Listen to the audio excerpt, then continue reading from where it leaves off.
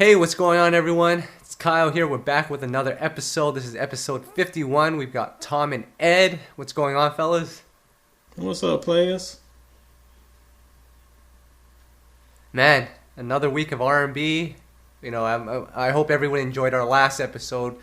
You know, we had the Ask You Know I Got Soul. It was our special feature, but we're back on track now with another episode. Tom, it's been quite a week, huh? Yeah, been quite a week. I'm just sitting here trying to figure out the state of R&B currently and where it's at, you know. It was a joke, guys. Yeah, and I think that's why you heard the silence. You should have edited in some crickets there, Kyle. Well, Ed, Ed, I've got a question for you. Shoot. Well, I might shoot you when you do this question, but go ahead. All right. How many Chris Brown songs can you listen to consecutively? Good Lord, player. I mean, the brother can only listen to 6 without the vomit starting to bubble in my gut. So, I don't know. A handful? It's a struggle to get through an album most days. Well, Ed, I got some news for you. Chris Brown most recently released the track list for his new album, Heartbreak on a Full Moon. It is a double album. We're looking at 40 songs, guys, on an album. Wait a minute, player. 40 songs. Yep. On a... Tom, I don't even know where to start. Back in my day, when you had a double album, the 2 discs would usually be limited to like 12 or 13 songs. So you're thinking about maybe 25 total. So he has 2 discs with 20 songs on them? Can I play devil's advocate, though? Imagine if you were a Chris Brown fan, how exciting this would be. You're getting 40 new songs. That's not exciting. Hey, that's the equivalent I said for a Chris Brown fan. That is, well, let's say you're an ice cream fan, and you really like ice cream, and ice cream is the most delicious thing ever. But you sit down, and you have 17 gallons of ice cream that you have to eat at one time. That ice cream going to be straight up nasty. Oh. And there goes your album there. I once had this cotton candy flavored ice cream. It was so good I probably would have had 17 gallons in a row. Well, there goes your Chris Brown album, because I'm sure it'll be just as sweet and disgusting as that ice cream you just named. Oh my god. Well, let's not get too excited, guys. I looked at the track list. A couple of interesting titles on there. Ed, one that's going to stand out to you is a song called Juicy Booty.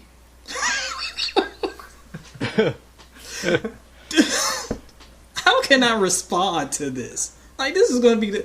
And see, the reason why I'm struggling is because for me to maintain my reviewer status as the greatest reviewer in the history of the internets of all time, I have to actually listen to this album. Y'all ain't got to. You can go right to Juicy Booty and then turn it off. I've got to listen to all 40 tracks. And I'm sure it's going to go up to like 2.5 hours of my life. Oh my gosh. I should have a live listening party as I review this album, because it is going to be the biggest train wreck in the history of R&B. I mean, if I can get at least 5 out of the 40 songs without auto-tune, I'll be pretty happy.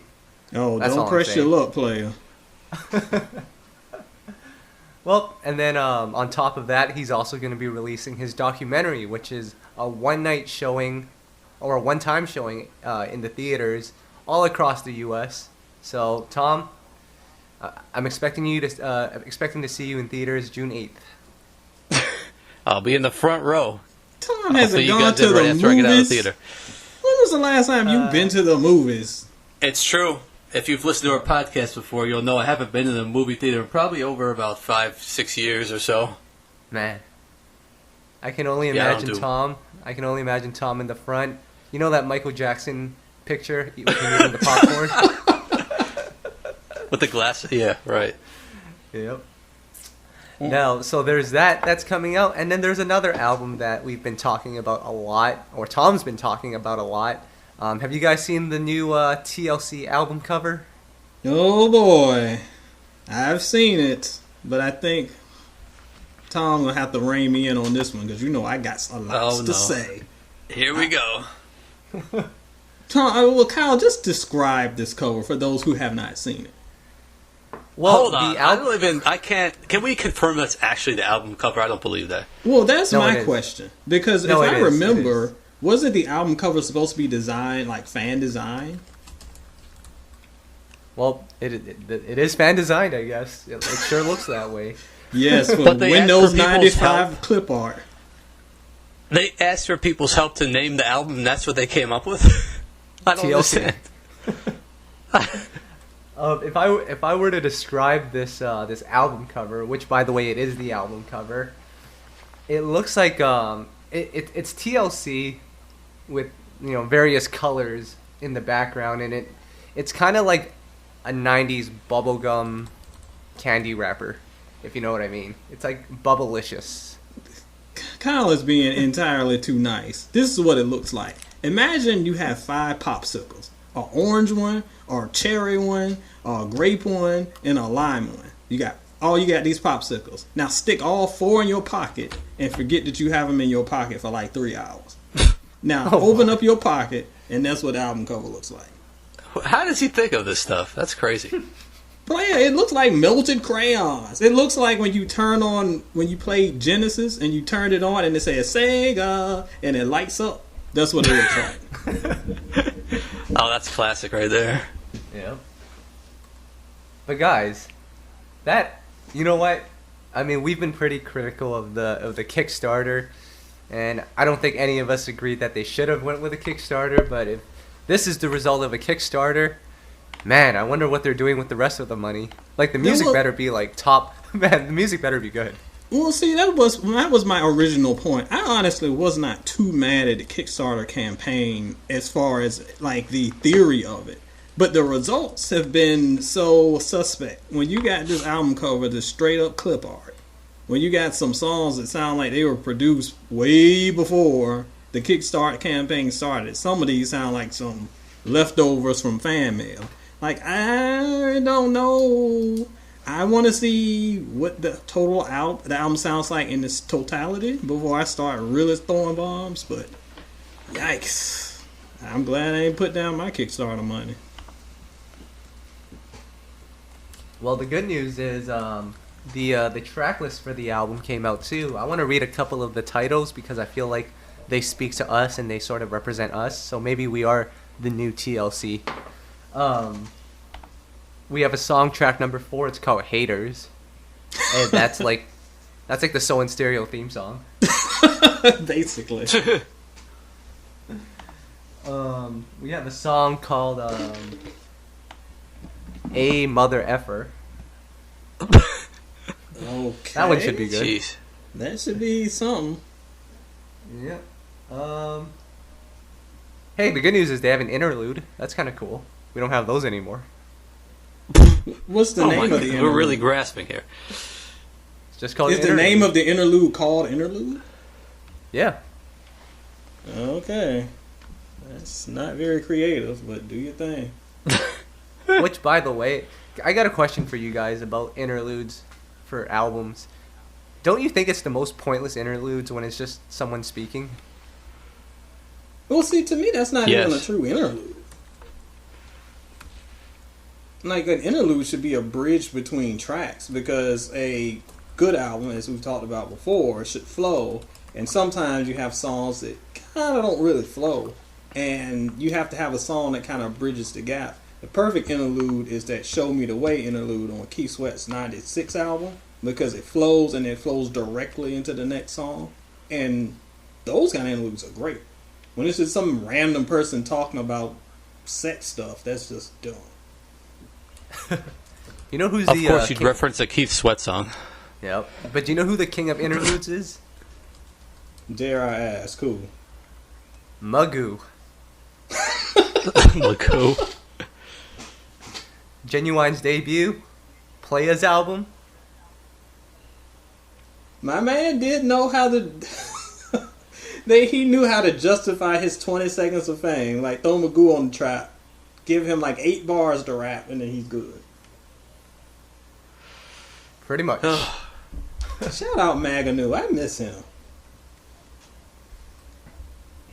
He's I think he's in VA doing like real estate right now, so we'll have to buy a home from him.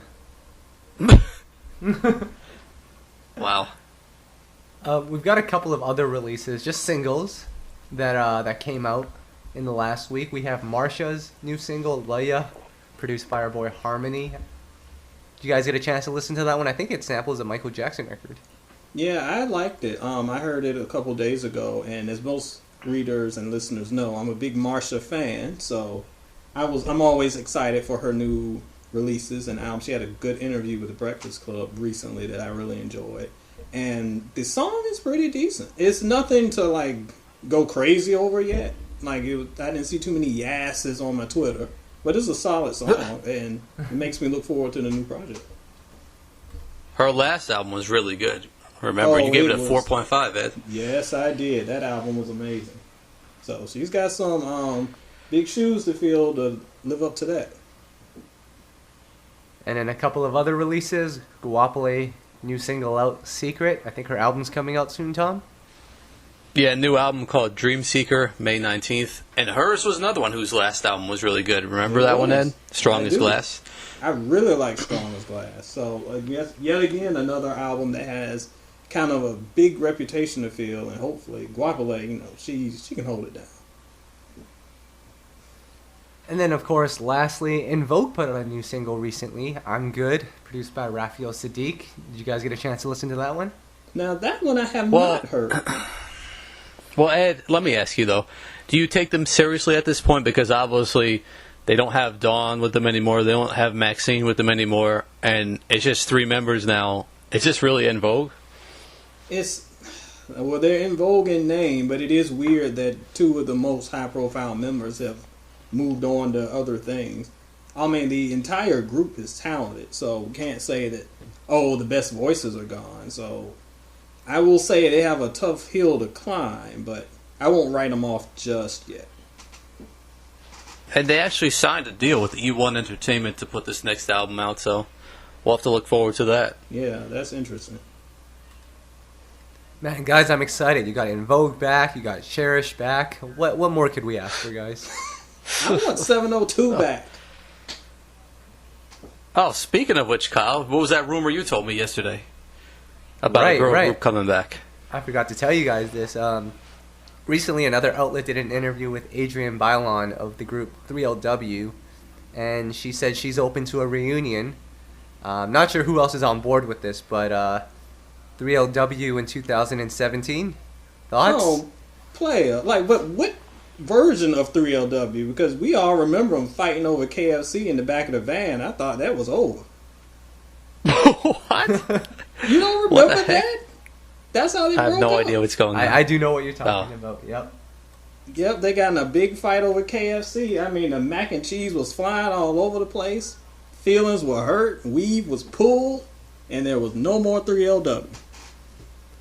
Well, the one what's her name? She's a famous actress now, so I mean, and she's pregnant, I believe, too. I don't think she's going to be going back to the group at any time. What's her name from? I think she's in the show Power now. Is it Naturi?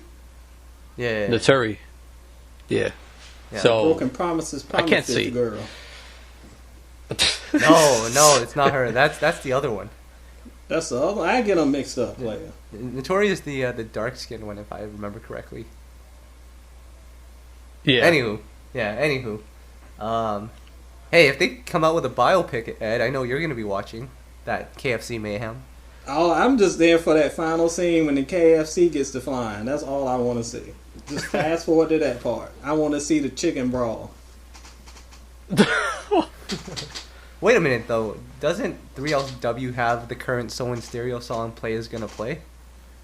Oh, yes. No more. Players Gonna Play.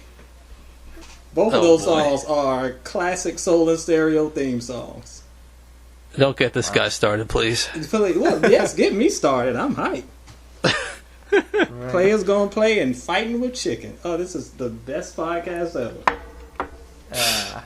So we have an album release that's coming out next week. We'll probably talk about it a little more next week, but that's LeToya Luckett's new album, which hasn't gotten any promotion at all. Like, I know she has a single out on Urban AC right now, and it's in the top 10, but I personally haven't even heard this song more than like 30 seconds of it, actually. Oh, that's good for her. Honestly, I'm a big LeToya fan, but just being honest, I'm not that big a fan of the single. It sounds kind of just, I don't know, just typical. It's not bad, but it's the kind of song that sounds like everybody else, and she doesn't have a personal stamp on it, I don't think. But I'm a big fan of her debut album, and I liked her second album a lot as well, so I'm looking forward to it. But judging by the single, it's just kind of same old, so I hope she gives us something a little bit to stand out on the album itself. Here's the thing about E1, though. If you sign to E1 as an R&B artist, and you don't have a single that goes top 10, then that's a problem, because that's like their bread and butter right there. They'll back your single at radio, and they've had a track record, so I don't know if that's specifically notable, but for me, though, I think it's going to be it's going to do solid. I don't really know what you expect from an artist like this, sales-wise, releasing independent, but I think it'll do solid numbers. I mean, I don't want to guess just yet. We'll probably guess next week, but we'll see.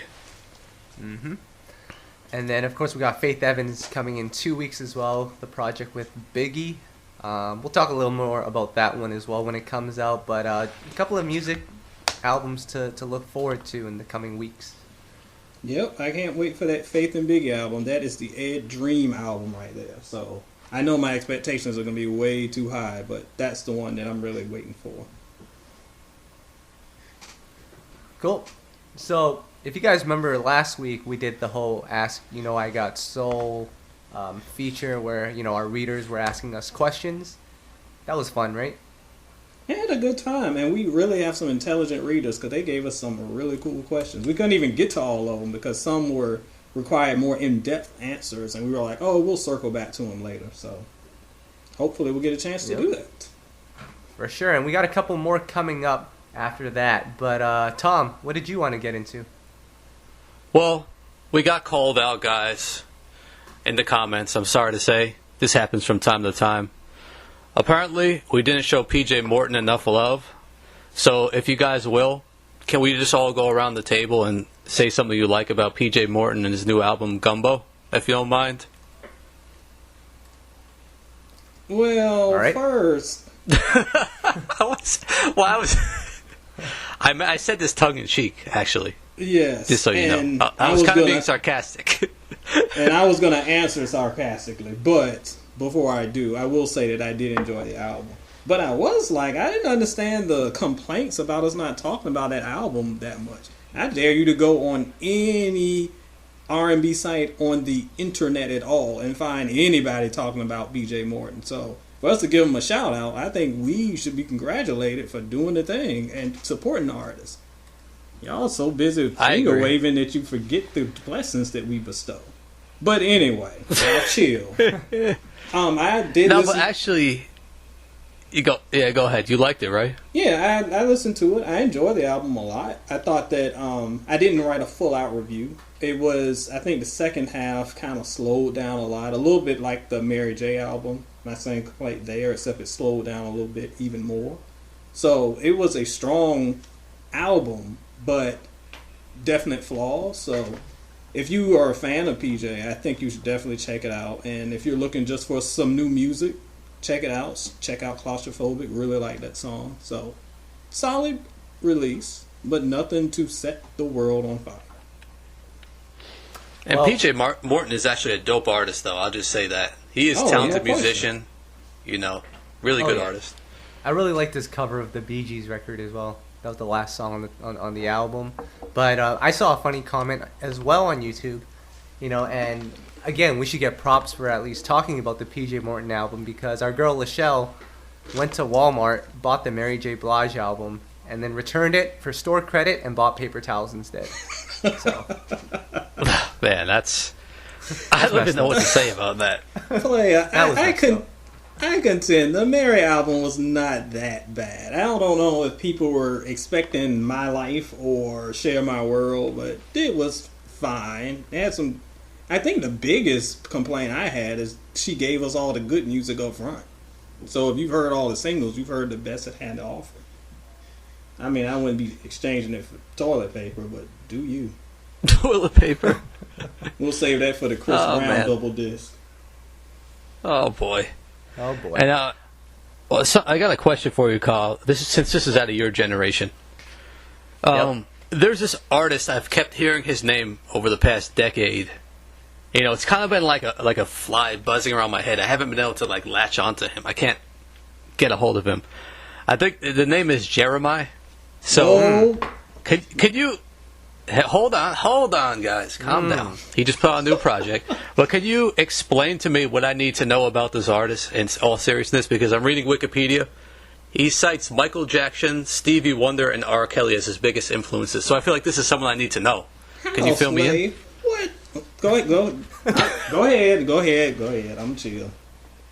Well, I mean, I'm not a fan of Jeremiah. I just don't think vocally he's strong at all.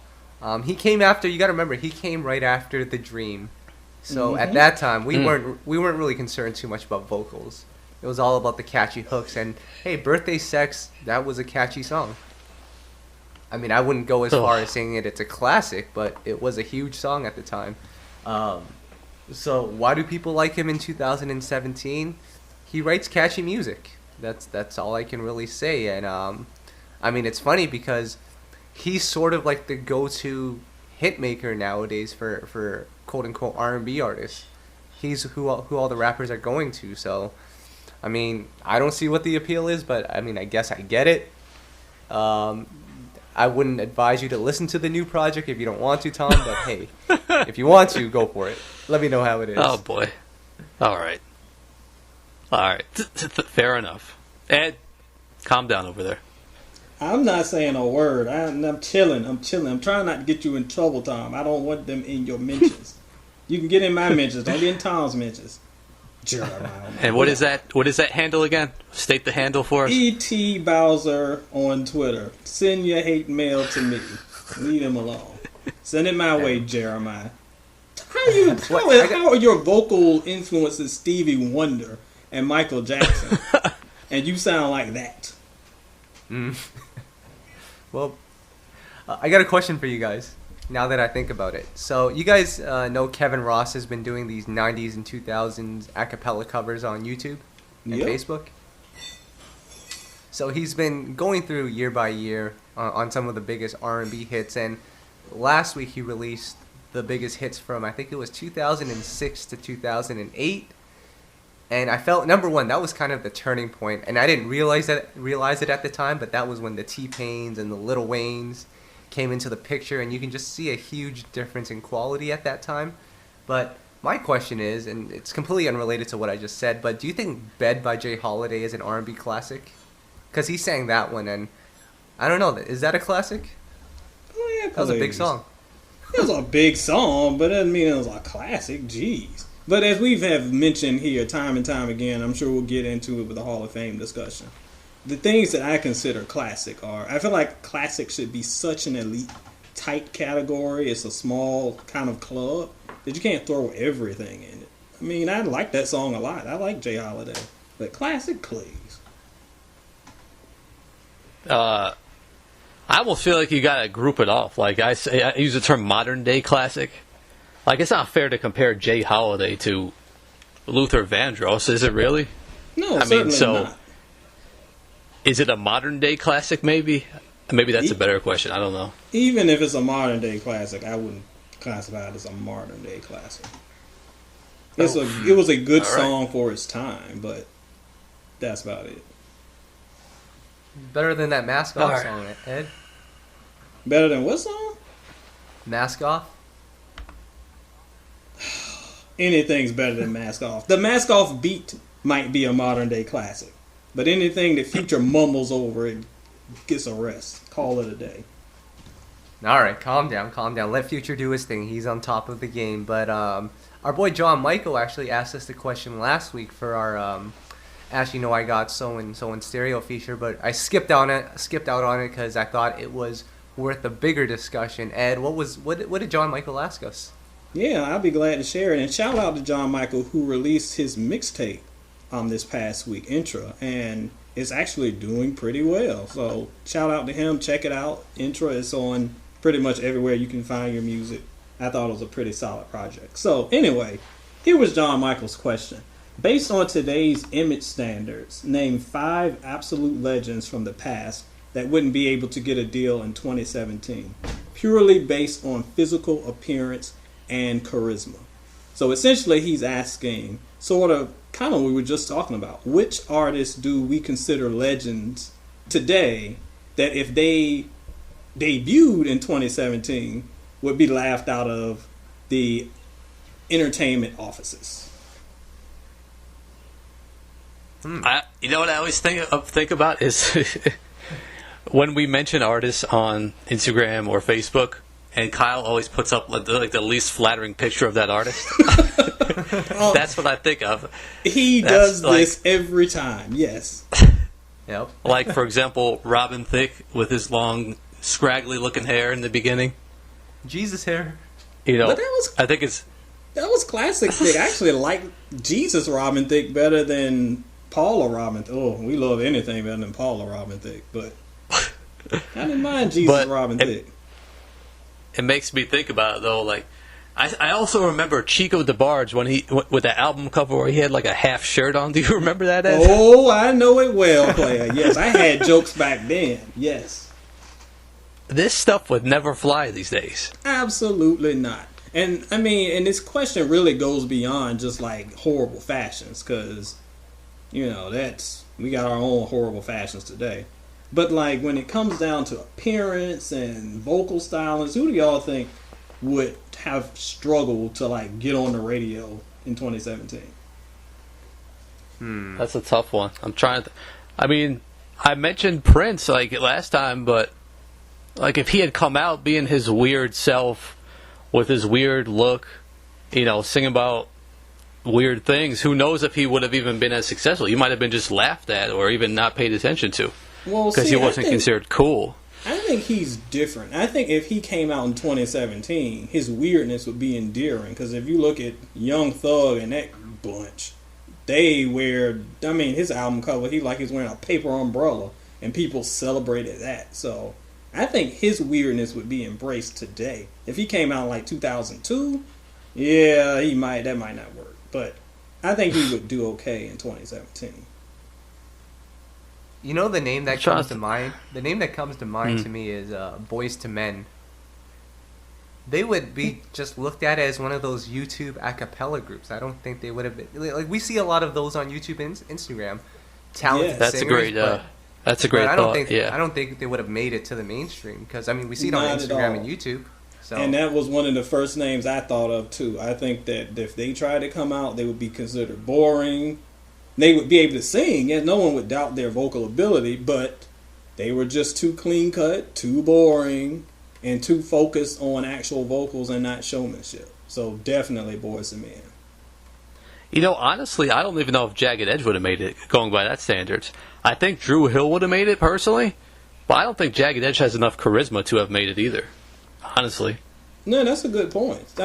Drew Hill luckily had Cisco, so he can be front and center doing backflips and stuff and get everybody hyped. But you're right. Jagged Edge would suffer the same fate. I'm trying to think who else. Kyle, anyone else you can think of? Your boy Luther Vandross would be on the corner with a "We'll Sing for Food" sign, because poor Luther ain't getting anywhere with that pouch, that little pouch he's got, and that little S curl, please. Laugh him out of the building. And another person that wouldn't make it, and y'all gonna be mad, but it's the truth. Tina Marie. Tina Marie would come with that soulful sound, and y'all would be writing the think pieces about how she's appropriating black culture, and she can't sing R&B because she's a white lady. Get her out of here. She's another one that would be blacklisted immediately. Wouldn't that work towards her advantage now? She could get played on pop. Yes, that would be the advantage, but then we would have an Adele situation where she would come out. The labels would be like, we can't market her as R&B. We have to market her as pop. And then all the R&B fans will be like, well, she's still in our sound and using it for pop. And everybody would be pissed. She would be Adele 2017, essentially. You know what? I'm willing to bet right now that any of the R&B artists right now would trade their success for Adele's. I'm just saying. Oh, no question. They can hate all day. But anyway, I got one for you. This might be a little controversial, Ed. I know it's one of your favorites. Kelly Price. Oh, it's sad but true. They run her back into the church choir. Let's say too much singing, not the right image, so on and so forth. And even if you listen to her story, it was tough for her back then because of her image. Yeah, so, I told this story before. Like in '98, when her album dropped. Now this is before the internet and everything. Like, I was a huge fan of a friend of mine. Me and a friend were like determined to find out who this woman was because we never really saw her. And when the single dropped, we were like, okay, we'll finally see what she looks like.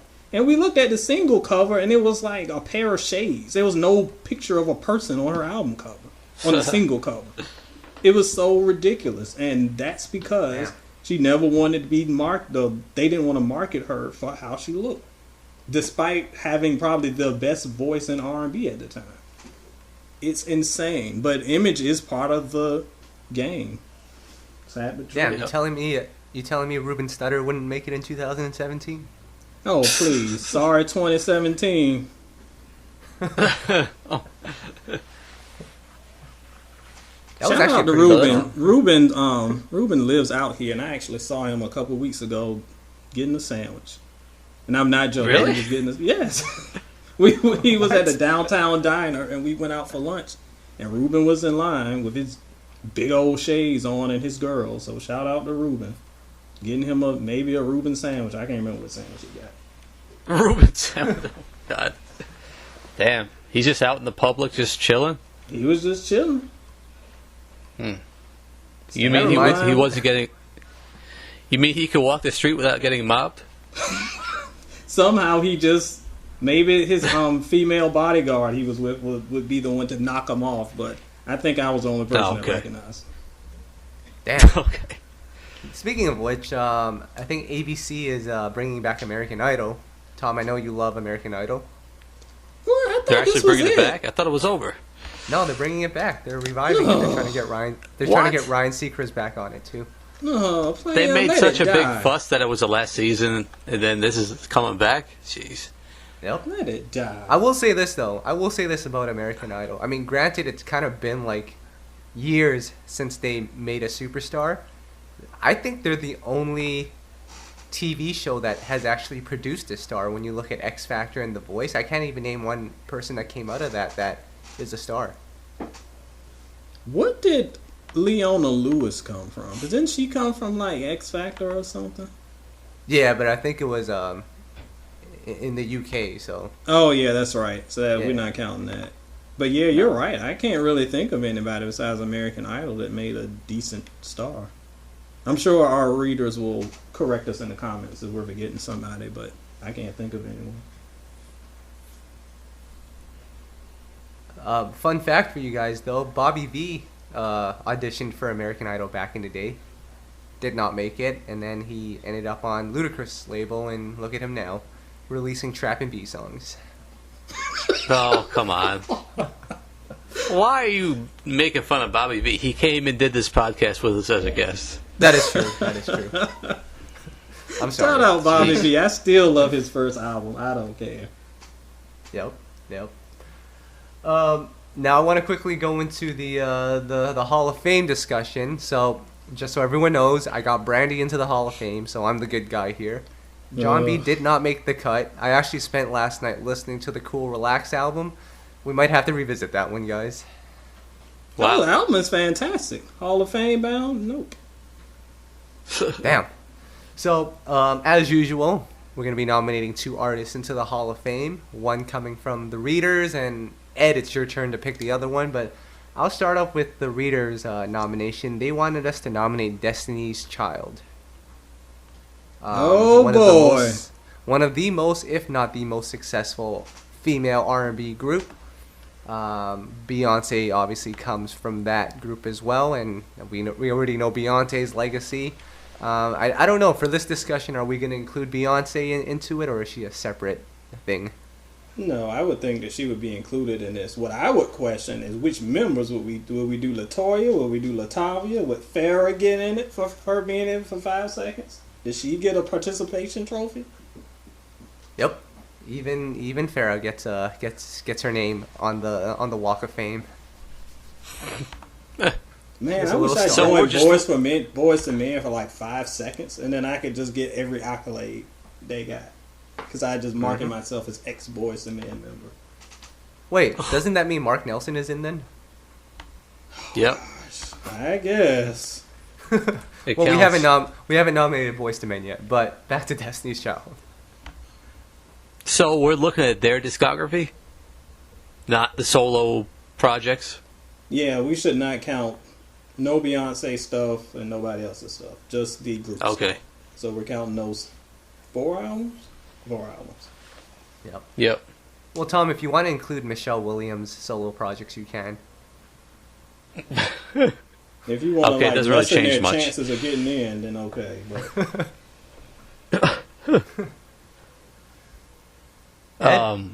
Tom? Ed, you go first. Ed, go first. okay, I'll go first. I think that Beyonce has the overwhelming Beyonce hype that has tired out the entire universe will make a lot of people frown at the very mention of Destiny's Child being nominated, but I think they are very rightfully so nominated. And even though they get a lot of props for their second album, because that was their big breakout album, they had some great albums, notwithstanding that. That first album was a very, very, very good R&B album that's become very underrated over the past few years. Their final album is probably their best album, if you ask me. And of course, The Writing's on the Wall, big, did a trillion numbers, crossed them over the top, blah, blah, blah. The only whack album was Survivor, because that was not good. But I That was think when bad. it comes down to influence, it was kind of a no-brainer. When it comes down to sales, it's a no-brainer. And when it comes to content, it's a no-brainer. So even though we're sick of Beyonce, I think as a group, as a whole, I think they should be inducted. So they get my votes. I want to hear what you have to say, Kyle. Well, I think the one point that people kind of forget about is that Destiny's Child came out, I think, after 702 did, right? Mm-hmm. That is correct. Yep. And that was around the same time Black came out, the R&B group. A bunch of R&B groups came out at the same time, and you could just see how Destiny's Child just leapfrogged over all of them and surpassed them in pretty much every way. So, I mean, just the impact alone there. And I'm with you, Ed. They've had some solid or even good albums. Survivor is a terrible album. We don't need to talk about that one. But their last album was really good, and they had a couple of pretty good remixes, too. I mean, Say My Name is a classic, but we can't forget about the Timbaland remix of that song. It's a whole different song, and it's just as good. So I think they're in, too. For me, it's a definite no. Easily no. You want Please to know why? explain. Please explain. Definite. First of all, we couldn't even get Music Soul Child in, who has a way bigger history of work than this group here. No, This seriously. group- They got this 4 group- albums. You claim one was terrible. The first one I wouldn't even say is a classic. The second one, I guess you could claim is a classic, but I don't know. I don't even know if they have one classic album. Yeah, they have some big hits. Yeah, I agree. They have some great songs. But, come on. This isn't a body of work I consider a definite Hall of Fame career. This is like an LeToya. unfinished body of work, if you ask me. Did you literally just say that Music Soul Child's discography is better than Destiny's Child? And I'm not even a Destiny's Child stan like that. Let me go. I need something stronger to jerk on in this water. Woo! If you asked most R&B fans, I bet they would agree with me. I think some would, but some people also said Jeremih sings like Michael Jackson. So who you But asking? here's the thing, though. If you look at Destiny's Child, the latter part of their career, a lot of it was just they were experimenting more with a poppier sound. And that's why they got a lot of notoriety. You know, it's like they kind of went away from the original R&B format they began with. Well, That is true for the third album. And I think that, well, there are lots of things wrong with that third album. But the first one was definite R&B. The second was a mix because it was more R&B and hip-hop and a little bit of pop. The third one was pop, and it was awful. The fourth one went back to the roots. And I think that even though the third one gave them notoriety, that was far from their best work. And then we're looking at work. Their best songs were pretty much R&B songs. How many classic albums? You could make a case for the second one being a classic. I'm not sure. I'd have to think about it. But that's the only one that I would consider. You're telling me someone get in the Hall of Fame with 0 classic albums? Come on. We got to do better than this in the Hall of Fame. Well, it's a Hall of Fame. It's not a classic fame. Like, you can get in there without a classic album. But again, there are very, very, very few albums that I would classify as classic. If we're doing that, the Hall of Fame will have like 4 people in it. All right, fine. So let me put this differently. Their albums. Give me a quick on-the-spot ranking of each one. Like a score? Yeah. Okay. First one, probably a 4. Second one, maybe 4.5. Third one, a 3, if that. Fourth one, probably 4.5. I've ranked the last one. I'm pretty sure I gave it out a 4.5. Oh man, I can tell you're a big fan of Destiny's Child. Last one was good though, but the last one was awesome. I think the one point you have to, and Tom might be sort of correct on this. It's sort of like unfinished business. Their run was huge, but it wasn't that long. But I will also make the argument to say there's some groups that break up because their run's coming to an end. I don't think they would have slowed down at all. Personally. I don't count that as a positive for them though. I don't give them credit for that. I gotta look at what the body of work they've given us, and to me, it's just not enough. It's not a complete enough resume for me to put them solidly in. Definitely not. No, they've got 4 albums. What else do you want? Like, I don't want 25 albums. And none of them are a classic. I want 2 classics to put someone comfortably in. Please name the Classic Music Soul Child 2 albums, because we still waiting on that convo from 2 weeks ago. We know you're a Music Soul Child hater and a Destiny's Child fan. That's another discussion. Oh my gosh, such lies on this podcast. Even Lachelle Wallace agreed with me about Music Soul Child. Lachelle is too busy buying paper towels to be paying attention to these things. But the point I'm making is, I just don't see this as a body of work. Like, Hall of Fame to me should be the best of the best. SWV is the best of the best. Destiny's Child is a cut behind them, in my opinion. Okay, wait, hold on. Would you guys say that SWV has a better argument for being in the Hall of Fame than Destiny's Child? I'm on the fence on that one. I think. Yeah, well, first of all, but that's the thing, though. I shot myself in the foot by bringing up SWV because they only had 3 albums before they broke up until they re got together and all that. But I felt like what they left us, bigger impact. But impact to me, but impact to me, it was all hype though. It's like Beyonce was a star and it's all star power, but it's a totally different thing to me. I'm talking about the music. I'm talking about just the music. But then you're still talking about, you have to talk about influences and SWV, and they're almost different eras. Like, you can't lump them together. SWV was early 90s, mid 90s. Destiny's Child, as Kyle talked about earlier, kind of leapfrogged the late 90s, early 2000s. So it's almost 2 different eras. And the era, the playing fields were a little different. Not drastically different, but they were a little different. I think they're on the same plane when it comes to influence.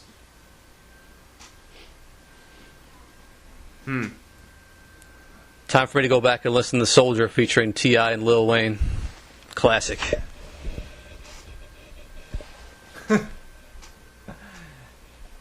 Hey man, they had some good songs on that album, but anyway. And where's Ed? Did he drop off? I guess he dropped off. I'm just here listening to you. I'm listening to your falsehoods and lies. I'm just soaking them all in, player. Oh boy. Jeez. We got a bunch of trash in this Hall of Fame. No, we didn't put music in. Oh boy. We know you don't like Music Soul Child. That's just a given fact. You personally will not listen to a Music Soul Child album. Admit it. I love the first album. First album is great. I love like a couple of the albums. Hall of Fame career? Nope. I'm trying to be unbiased, though. That's what I'm saying. Like, I actually like... Kyle forced me to like Destiny's Child last album. So I actually do like it. How did he force you to like it? He's like, hey, man, these are some good songs. You gotta listen to them. I hadn't listened to them in like 8 years. He's like, Ninth Wonder produced these. And they're actually pretty good. Yeah, that album's pretty... I don't think anyone would say that's a bad album. Unbiased, taking away the star power, taking away sales, just taking the music for what it is. I can't put them in the Hall of Fame. I'm sorry. I'm sure many of our readers will agree with you, but I still think that a lot of the Destiny's Child anger comes from Beyonce overdose. And I can't blame him for that, because I'm sure tired of her. But shout out to Lachelle Wallace. I already see her comment agreeing with me. It's not even written yet, but I know it's coming. Yeah. I don't know what to say, but we'll put Destiny's Child into the Hall of Fame. We might have to put them in the revisited section with Ashanti. Who else is there? Music Soul Child. D'Angelo's getting revisited. He's getting booted. John B is another one. We're just gonna have to redo this Hall of Fame thing. I might need to put Tyrese back into that after the success of the Fast and Furious movie that just came out, which, by the way, wasn't very good. Oh, but boy. What are you gonna do? Anyway, we're tearing the whole Hall of Fame down. We're restarting it. All right, Ed, it's your turn to nominate someone. Who do you have? Hopefully it's not as controversial as Destiny's Child. Oh, I'm sure it will be. Now, to pick this week's, I just turned over to my infamous CD wall, because I am still a CD collector. I like actual physical albums. Y'all keep y'all digital joints. But I just turned, and the first album that caught my eye was this Yellow album, and I was like, what is this? It was Monica's Makings of Me, so we're going to see if Monica makes the cut. Now, Monica, we have put in... Last week we debated Brandy, and we talked about the pluses and minuses there. And as we all know, their careers are parallel. So an artist who has... I mean, when she came out in 95, I thought she was a grown woman singing, because her voice was so strong to be a teenager. She's given us classic songs. She's given us some very strong albums. And to Tom's earlier point, she has had lots of staying power, because for over a decade, she has put out albums relatively consistently. However, her biggest drawbacks, I don't think that we have a classic album from her, even though we do have some really good songs. And I still even struggle to think of the definitive Monica album. Like, there are lots of good albums, but what is the album? I don't know if she has the album. So, for me, it would be a disappointing and heartbreaking no. But what y'all think? What are you, just flipping a coin over there to make these choices? Purely facts. We've now set the bar so low that I don't see how you could say no to Monica. How is the bar set low, Tom? We put Destiny's Child in this thing. We might have to even put Lil Mo in there now. Oh boy. Please tell I'm egging me you on how, over here. Do you hear me? Tell me how Monica should be in the Hall of Fame. And I'm a big Monica fan, but cream of the crop, homie, what does Monica bring to the table? When I compare her discography to Destiny's Child, I'm taking her discography 7 days of the week. Player, we're not talking about what you like. We're talking about take Monica as Monica. Tell me what she has done to deserve the Hall of Fame, not like what she compares to. I'm approaching this as an unbiased opinion of this person made better songs than this person. As an unbiased music fan, I believe Monica has...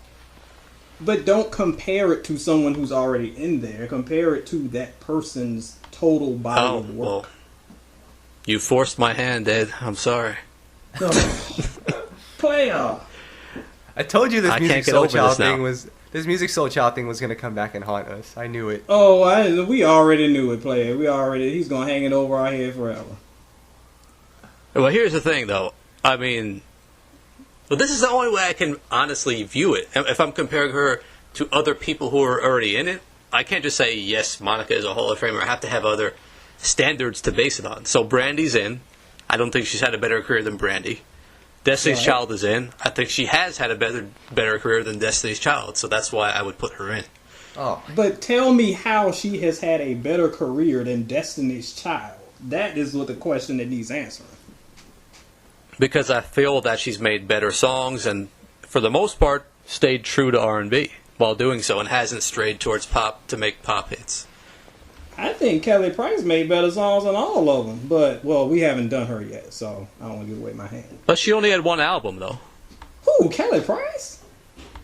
I mean, how many oh, She's got like one album. Oh my gosh.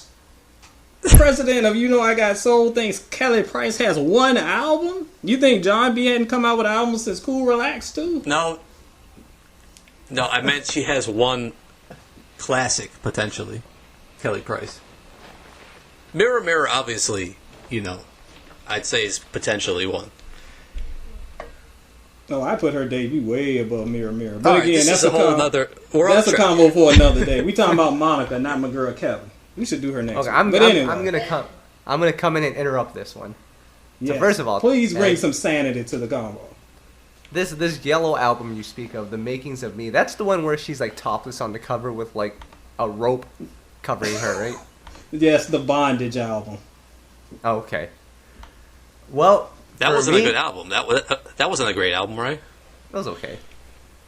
Yeah. It was not the best. It was very hip hoppy. I liked it, but it was not a great album. No. It had one of the modern day classic songs on there, Sideline Ho. That might be our first cuss word on the podcast. Wow. No, you missed the Case podcast if you think that was the first cuss word. You're right. Now, in terms of Monica in the Hall of Fame, I think my biggest criticism for Monica over the last, I want to say album since 1998, is that there has been no progression in her music. Well, let me correct myself. Code Red, there was a little bit of progression, and she did change up her sound. Yeah, I'll agree there. But there was that time span from After the Storm till New Life where it all just sounded like one long album. And maybe it's because of the producers that she worked with, but because of that, I mean, Still Standing, and I know you don't really like that album, but I thought that was a solid album, and it brought her back to the forefront of R&B. But I don't know. She's close, but I'm going to say here, no. I got it. I'm going to say no. I got it. Here, I have your rebuttal for this. So, you say her stuff has been shown no progression and been kind of boring and felt like one album. But she's been, when R&B has been in a state of emergency, she's stayed on track. She's stayed holding the flag for R&B. I thought Still Standing was a good album, and I thought she's kept in that lane. And while everyone else was veering off into more popular sound, she stayed true. And for that, I give her a lot of credit. Yeah, and just to clarify, like Still Standing, I did like. It was New Life I did not like. That album was straight up sleepy time. That's the sleepy album. But no, I agree with everything y'all are saying. But again, my biggest issue with Monica's discography, if you ask someone like, what is the definitive Monica album? You're going to get Shoulder Shrugs or maybe the first album because they had the most memorable singles. But like there is no album, and I have all of them right here staring at me, including that yellow one, that there's still no album that is the definitive Monica album. And you can't say that. Pretty much everyone we've nominated, you can say that there's that Brandy album or that Destiny's Child album or whoever. Or even that music album that's like their album, their big contribution. Monica's given us a lot of solid stuff, but not the thing. And she's still one of my favorite voices ever. Yeah, you're right. You know what's funny though? With Monica, I want to say that the music that she put out in the 90s, the pop hits, like the Angel of Mines and that Space Jam song, like, I don't know, did those fans, like, connect with Monica once she steered back into that R&B? Or does she have two separate fan bases? I will tell you, because I was around then. When she was dropping that Angel of Mine-ish type stuff, people were kind of, They were like kind of, she's kind of drifting away a little bit. I clearly remember that. And I don't know if they had, I think they've since come back. But I do remember at the time it being a little bit of wincing when those type songs came out. They wanted the straight up hood, don't take it personal type stuff. But yeah, Angel of Mine, #1 single. For You I Will was a #4 single, just so you know. And of course, she had The Boy Is Mine, which, by the way, this is another reason why we can't put her into the Hall of Fame. She named her album after that song when it was a Brandy song. So, well, see, was that confirmed? Whose song was it first? That's what I have always asked. It's Brandy's song. Because I remember people saying at the time... It's produced by Ronnie Jerkins. Well, but he doesn't have only produced Brandy songs, player. He produced plenty of songs. But I remember at the time, people were like you saying, why is she naming her album after a Brandy song? Because it was featured...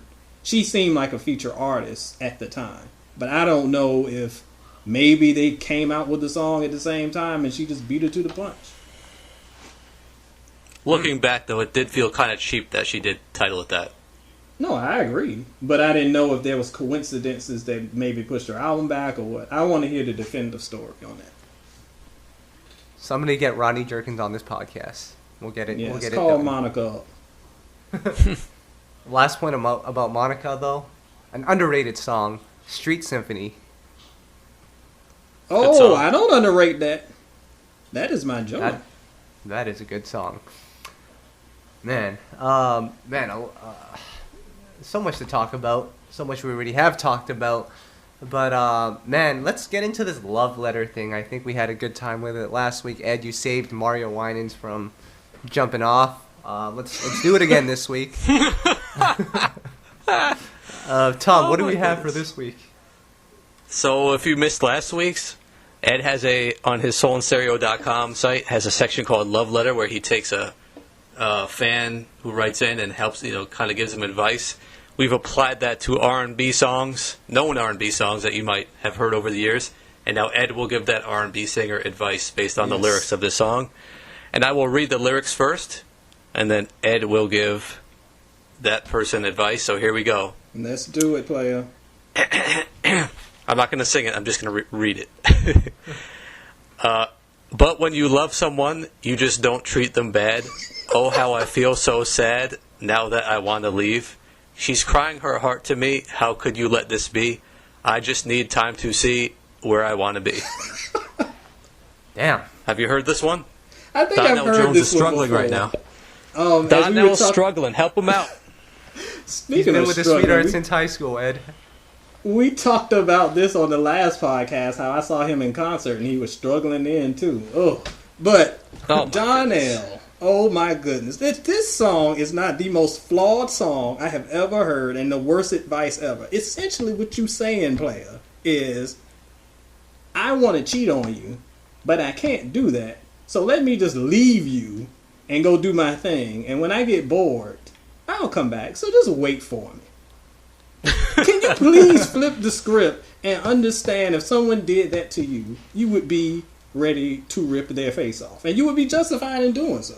So if you want to cheat that bad, just end the relationship. Why are you like, let's hold on, give me this free booty pass so I can go see what's up with old girl and slide back in your DMs after I'm bored with her.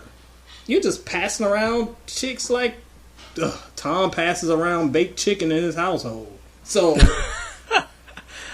you need to just cut that one off, player. Just because when you go back to old girl, she's not going to have that number. That number will be changed. And if the number isn't changed, then she has little self-worth anyway. So, Donnell, you trash for that one, dog. I love the song. Matt, can I just say one? There's another line on there, and Donnell is wrong for this one. One is wrong. He says, I'm not saying I'm gone, but I have to find out what life is like without you. So there's a chance he comes back? That's bad. Yeah. This is the worst song ever, player. But it sounds so good. It does. Wait a minute. Isn't there a part 2? Yeah. What happens in that song? I don't remember part 2. It was on the Life Goes On album, I believe. Hold on. I'm sure I heard Google. it because I remember that album, but I don't remember this song. And the results are in. How did we not know the answer to this? You don't know the song yet? I'm sure I've heard it, but I do not remember it. Because I remember the album. Oh. He comes crawling back. I hope she left him at the doorstep. Why would a woman allow your man to go? Like, Tom, if you were like to your wife, let's just like hold on a minute so I can hook up with this girl from 99, and then, you know, if it works out, cool, and our marriage will be strong and we'll come back. Your stuff will be sitting on the curb and I will help put it out there. Man, poor Donnell. He was just trying to make a nice song. We saw his unsung. We knew what Donnell was doing. That was probably some personal experience. Ah, damn.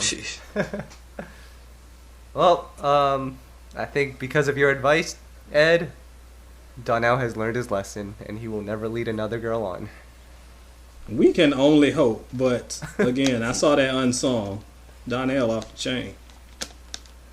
Damn.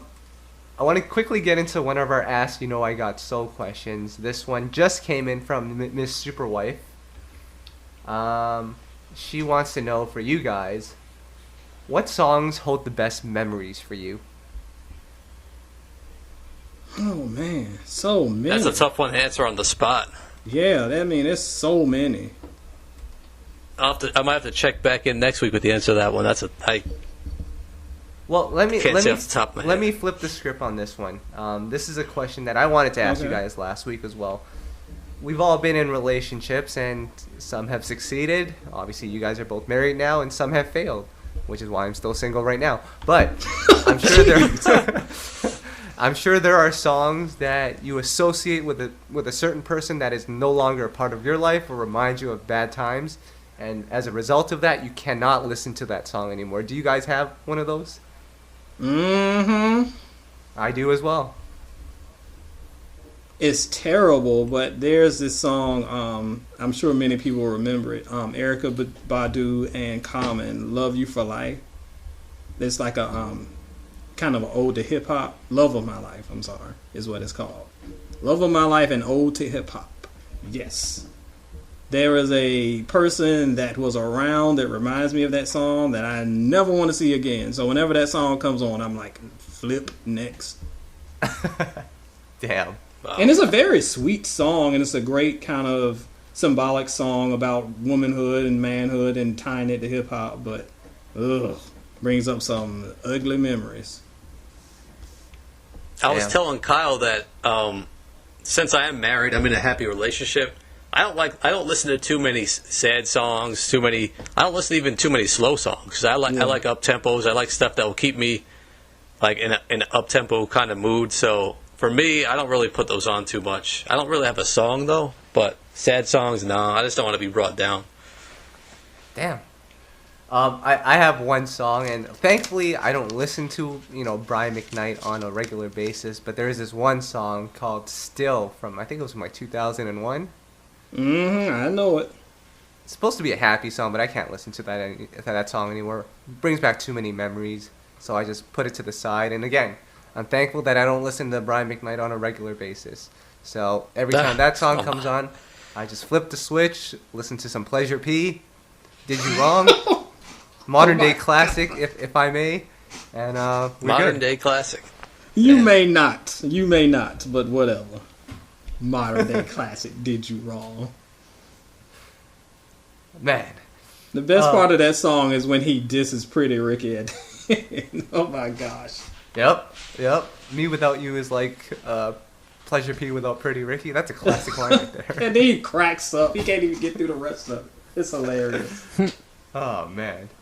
So just to give you a quick summary, guys, of everything that happened on this podcast, Chris Brown is going to be releasing 40 songs. Ed, don't get too excited. Tom is going to go to Safeway or Walgreens later to buy a box of Popsicles so he can remake TLC's album cover. Yes. R.I.P. to your pants. Jeez.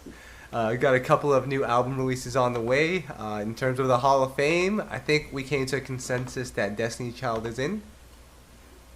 No. Yes. Well, okay, Destiny's Child is in. It's 2-1. And Monica. I don't believe you. Monica is not in the Hall of Fame? Correct. Yes, she is. Yes, she is. Tom, you're about to get kicked off this podcast, too. I'm making my own Hall of Fame. That does it. It'll be Whoever music doesn't make and it- nobody else. It'll just be music Whoever- and Tom sitting in a chair with his arms folded. Hold on. First of all, we got music. We got Monica. We'll take even Lil Mo in that thing. We got a good Hall of Fame going so far over here. Oh, boy. Whoever doesn't make it in this Hall of Fame is eligible for mine, okay? Wow. It's Boy, like I the can't difference- wait till we nominate Jeremih so you can put him in your Hall of Fame. John B is in too. We're doing well here. Rihanna. This is like perfect imagery for my Hall of Fame with Ed and it being Coachella and yours being the Fire Festival, Tom. I see it already. The Fire Festival was a great concept, guys. It just had some hitches and didn't quite work out so well. Oh, last point. Ja Rule is being sued for $100 million for that thing. Yes, great concept when you're going to be $100 million in the hole. He can afford that, though, right? I don't think there's a lot of people that can afford $100 million, Tom. I don't think the always on time checks are still coming in on time, so I think he's in big trouble. Okay. Anyway, guys, we'll check back in next week, maybe when Tom's in a better mood, and maybe we can nominate somebody that he does like into the Hall of Fame. But until then, guys, this week I think we're good. This is Kyle signing out. Tom and Ed, we're out, guys. We out. All right.